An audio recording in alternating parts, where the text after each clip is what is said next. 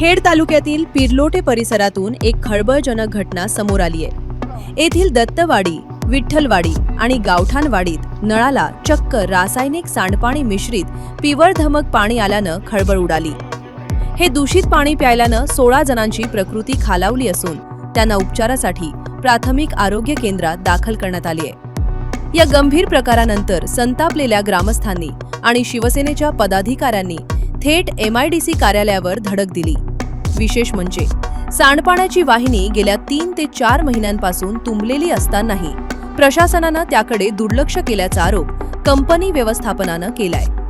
प्रशासकीय दिरंगाईमुळे आता सामान्य नागरिकांचा जीव धोक्यात आला असून दोषींवर काय कारवाई होणार याकडे सर्वांचे लक्ष लागले।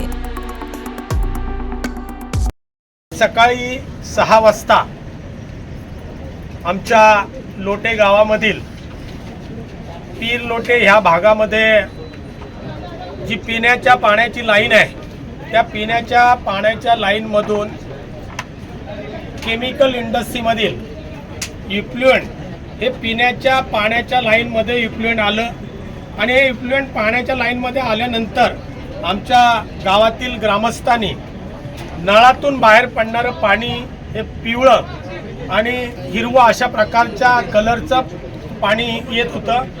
त्या पाण्याला भयंकर असा वास होता आणि अतिशय विषारी घातक हे पाणी पिण्याच्या पाण्याच्या लाईनमध्ये आलं। त्यामध्ये नवीन वसाहत, धामणदिवी, नवीन वसाहत, लोटे शिवाजीनगर, दीक्षितवाडी, विठ्ठलवाडी, बोरवाडी, गावठाणवाडी, बौद्धवाडी आणि खरवली अशा साईनगर, शिवाजीनगर अशा या वसाहतीमध्ये MIDC कडून घेतलेल्या पिण्याच्या पाण्याच्या लाईनमध्ये हे इफ्लुएंट आलं आणि गावातील ग्रामस्थांनी आपापल्या घरी हा नळ सुरू केल्यानंतर नळामधून पिवळं पाणी बाहेर पडायला लागल्यानंतर संपूर्ण गावामध्ये एक भीतीदायक वातावरण तयार झालं आणि हे वातावरण तयार झाल्यानंतर गावातील काही प्रमुख ग्रामस्थांनी आणि गावातील सर्वच वाड्यातील ग्रामस्थांनी एकत्र येऊन हा पाण्याचं कलेक्शन एकत्र केलं होतं। कुणी बकेटमध्ये केलं, कुणी बादलीमध्ये केलं, तर प्रत्येक वाडीमध्ये पोचलेलं पाणी हे कलेक्ट करून आम्ही या ठिकाणी लोटे ग्रामपंचायतीच्या जवळ एकत्र सगळे जमा झालो। त्यानंतर लोटे MIDCचं जे काय युनिट आहे WTP त्या ठिकाणी WTPला आम्ही हजर झाल्यानंतर संबंधित अधिकाऱ्यांना MIDCचे डेप्युटी एक्झिक्युटिव्ह इंजिनियर, त्याचबरोबर MPCBचे अधिकारी आणि MIDCचे अधिकारी, इंडस्ट्रियल असोसिएशनचे अध्यक्ष या सर्वांना एकत्रितपणे करून ही जी काही चर्चा आहे ती आम्ही एकत्र केली। ती चर्चा केल्यानंतर आमच्या ग्रामस्थांच्या निदर्शनास असं आलं की पिरलोटे या ठिकाणी सर्व्हिस रोडला सुप्रिया कंपनीकडे येणारं जे चेंबर आहे ते चेंबर ओव्हरफ्लो होऊन त्याच्यामधून हे ॲसिडिक पाणी इफ्लुएंट बाहेर आलेलं होतं आणि हेच इफ्लुएंट आमच्या पिण्याच्या पाण्याच्या लाईनमध्ये गेलेलं होतं असं आम्हा सर्व ग्रामस्थांच्या निदर्शनास आलेलं आहे। त्यामुळे हा जाब विचारण्यासाठी आम्ही सुप्रिया सायन्सेस या कंपनीच्या गेटवर सगळे ग्रामस्थ एकत्रितपणे आलो।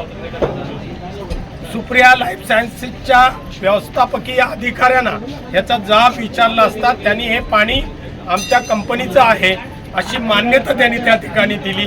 ही मान्यता MPCB MIDCच्या अधिकाऱ्यांसमोर त्यांनी आमचं पाणी आहे असं कबूल केलेलं आहे। त्यामुळे इथून पुढे आम्ही आता या कंपनीवर त्याचबरोबर आम्ही MPCB आणि MIDC या सर्व यंत्रणेवर गुन्हा दाखल करण्याच्या तयारीमध्ये गाव आम्ही संपूर्ण आहोत।